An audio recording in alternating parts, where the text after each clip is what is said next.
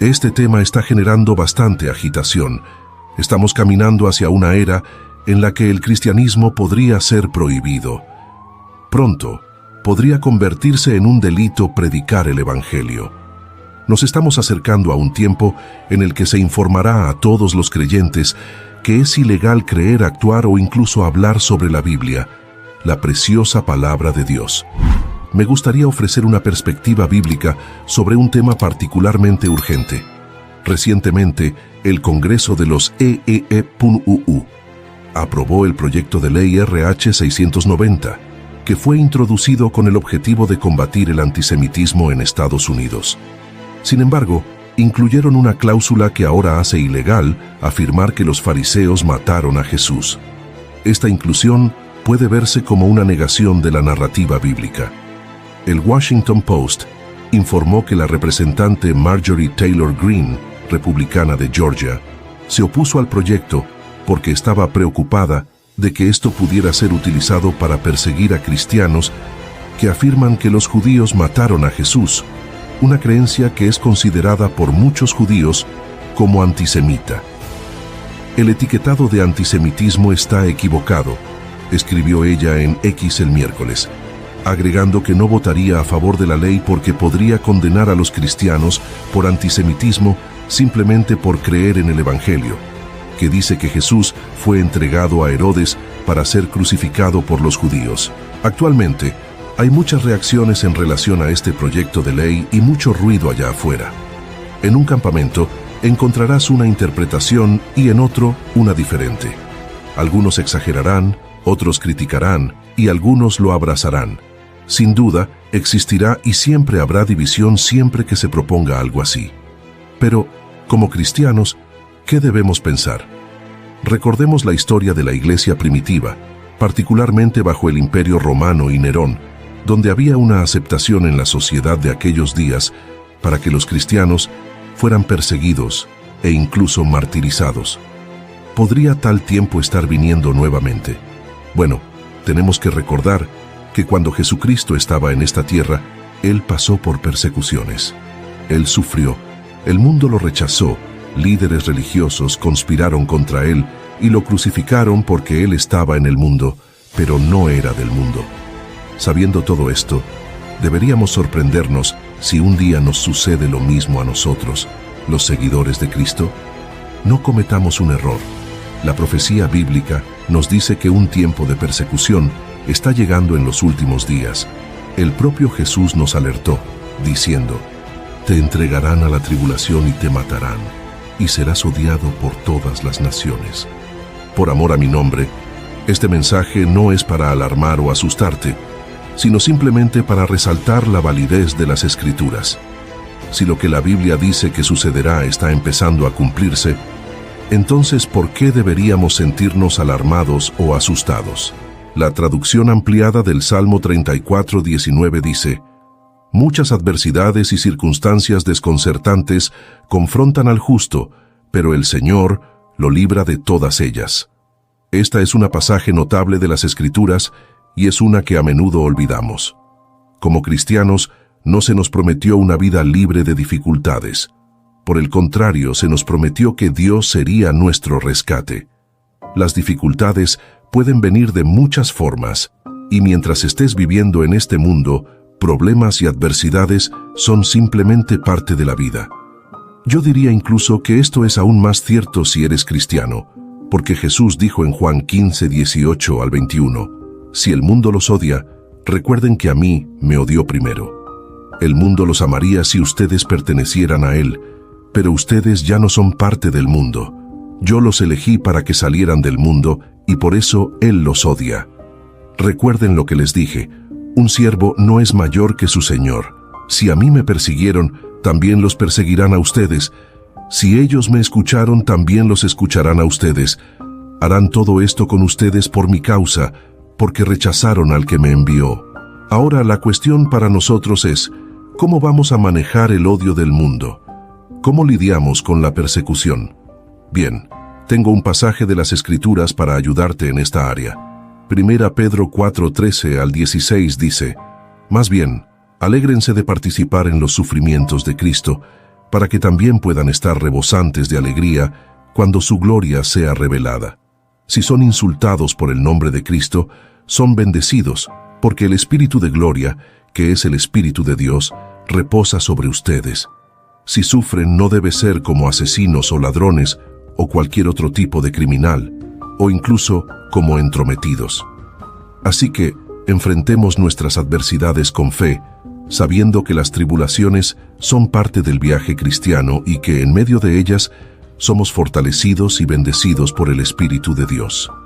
Si sufres como cristiano, no te avergüences, sino alaba a Dios, porque soportas esto en su nombre.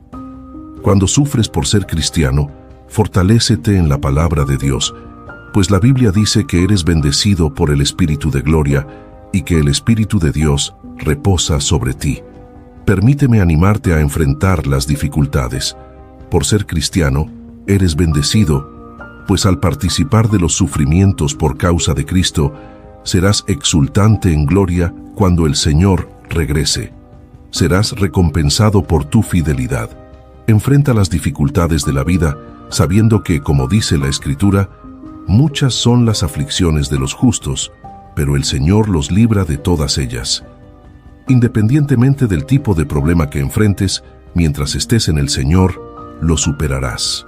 Actualmente, hay otras voces emergentes que, observando los acontecimientos globales, afirman que no estamos solo en la 11ª hora, sino ya en la puerta. Los eventos descritos en 1 Tesalonicenses 4, 16, 17 están a punto de ocurrir. El mismo Señor descenderá del cielo con un grito de orden, con la voz del arcángel y con el sonido de la trompeta de Dios. Primero, los creyentes que murieron resucitarán de sus tumbas, y luego, junto con ellos, nosotros que aún estamos vivos, seremos arrebatados en las nubes para encontrar al Señor en el aire. Así estaremos con el Señor para siempre. Además, hay un tercer grupo de personas que dicen que estamos entrando en el período de la tribulación, donde la persecución cristiana aumentará a nuevas alturas, el anticristo será revelado, y la ira de Dios será derramada sobre la tierra. Todos estos escenarios potenciales son difíciles de procesar para muchos creyentes. Estamos a punto de entrar en una batalla de magnitud apocalíptica, literalmente momentos antes del arrebatamiento que Jesús describió en Mateo 24, 40, 41, donde dice que 2 hombres estarán en el campo. Uno será llevado y el otro dejado. 2 mujeres estarán moliendo con un molino manual. Una será llevada y la otra dejada. Todos estos mensajes, todas estas posibilidades, y nadie tiene una respuesta clara sobre lo que está sucediendo, pero Dios está en el cielo. Entonces, ¿qué debemos hacer? La vida continúa normalmente. Dejamos de trabajar y empezamos a ayunar y orar todos los días esperando el retorno de Dios. ¿Qué debemos hacer? En los últimos días, hemos recibido cientos de correos electrónicos con preguntas como: mirando todo lo que sucede en el mundo, ¿cómo puedo superar mi miedo sobre los tiempos en que vivimos? Otra pregunta era: ¿deberían los cristianos preocuparse por el fin de los tiempos? Y otra más era: ¿deberíamos estar preocupados por lo que está sucediendo y cuán cerca estamos del fin de los tiempos, con la profecía bíblica cumpliéndose? Estas son solo algunas de las preguntas que hemos recibido, pero imagino que hay muchos cristianos por el mundo que están preocupados, inquietos, ansiosos o incluso tensos con los días actuales. Pero antes de comenzar, quiero llevarlos atrás en el tiempo, al tiempo en que Jesucristo caminó por la tierra. Un día Él se sentó en el Monte de los Olivos, y sus 12 discípulos vinieron a Él en privado con una pregunta que los inquietaba. Ellos le preguntaron: «Dinos, ¿cuándo sucederá todo esto? ¿Qué señal marcará tu retorno y el fin del mundo?» En Mateo 24, 4 al 8, Jesús respondió a sus discípulos con palabras que nos ayudan hasta hoy. Él dijo: «Tengan cuidado de que nadie los engañe, porque muchos vendrán en mi nombre, diciendo yo soy el Cristo, y engañarán a muchos. Oirán hablar de guerras y rumores de guerras. Vean que no se alarmen, porque todas estas cosas deben suceder, pero el fin aún no es. nación se levantará contra nación y reino contra reino, y habrá hambrunas, pestilencias y terremotos en diversos lugares. Todos estos son el principio de los dolores. El primer signo que Jesús destacó en los versículos 4 y 5 fue la advertencia sobre el engaño que vendría. Muchos mentirosos, muchos estafadores, muchos serían lobos vestidos de ovejas. El segundo signo de su venida, Jesús dijo, es que oirán hablar de guerras y rumores de guerras. ¿Y no es eso donde estamos hoy? ¿Pero qué significa esto? Jesús ya habló sobre los conflictos de los que oiríamos hablar, diciendo, vean que no se alarmen. Antes incluso de llegar al tercer signo de su venida, ya había instruido a sus discípulos a no preocuparse por la agitación en el mundo. Ahora, toma un momento y piensa, ¿esto no se aplica también a ti hoy en día? Cuando miramos la profecía bíblica y los eventos actuales, es claro que estamos viviendo en los últimos días. Hay una amplia agitación y disputas entre naciones.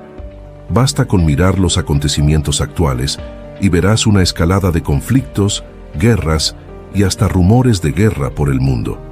Con toda la prensa hablando sobre guerras, imágenes perturbadoras circulando en línea y comentaristas políticos discutiendo sobre la amenaza de una posible guerra mundial. ¿Qué debemos hacer con todo esto como cristianos? ¿Cómo debemos vivir con paz en nuestros corazones a pesar de toda esta conmoción en el mundo? Déjame dar este ejemplo. El fuego es un elemento natural útil. Es necesario para calentar una habitación o una casa. Puede refinar y purificar cosas como metal y oro, pero igualmente el fuego puede ser destructivo. El mismo fuego que puede calentar una casa es el mismo que puede destruirla. El mismo fuego que puede refinar el oro es el mismo que puede ser una amenaza para la vida. Lo que quiero enfatizar es que, aunque haya caos a nuestro alrededor, miedo e incertidumbre, este caos en el mundo debería llevarnos a buscar la paz en Jesucristo, en lugar de preocuparnos por la destrucción que ocurre en el escenario mundial. Enfoquémonos en la palabra de Dios y en sus promesas. Sí, estamos viviendo en los últimos días. Sí, hay una creciente sensación de inestabilidad entre las naciones. Sí, estamos viendo hambruna, pestilencias y terremotos en varios lugares, como se menciona en Mateo 24:7. Pero, ¿deberíamos estar preocupados? No. Y aquí está el porqué. En primer lugar, por la palabra de Dios. En segundo lugar, por el historial de Dios. En tercer lugar, por el don precioso del Espíritu Santo. En estos tiempos inciertos, no deberías estar preocupado porque la palabra de Dios ya nos ha revelado el futuro. Sabemos lo que está por venir y cómo todo terminará.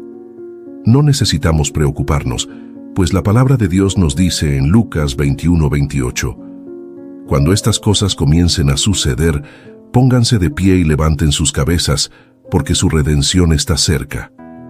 Tampoco necesitamos preocuparnos porque Mateo 6:25-26 nos enseña. Por eso les digo, no se preocupen por su vida, qué comerán o beberán, ni por su cuerpo, qué se pondrán. ¿No es la vida más que la comida y el cuerpo más que la ropa? Miren a las aves del cielo, no siembran ni cosechan ni almacenan en graneros, y aún así, su Padre Celestial las alimenta. ¿No valen ustedes mucho más que ellas?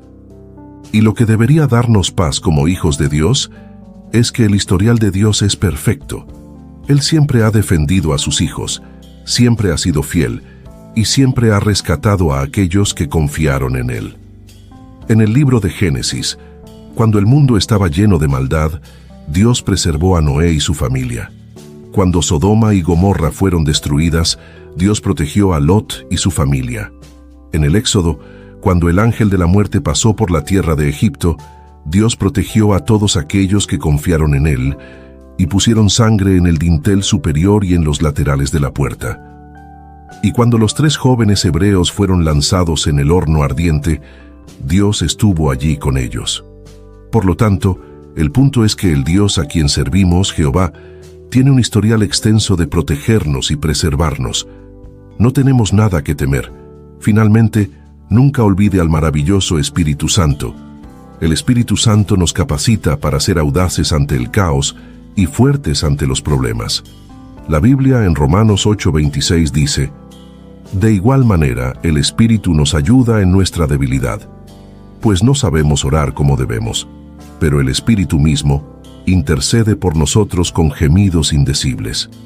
Este versículo reconoce el papel del Espíritu Santo como nuestro ayudante, especialmente cuando enfrentamos momentos de debilidad o incertidumbre. A veces, podemos luchar para articular nuestras oraciones o incluso discernir por qué orar. Pero el Espíritu Santo viene a nuestro lado en esos momentos, intercediendo en nuestro favor con profundos gemidos que van más allá del lenguaje humano.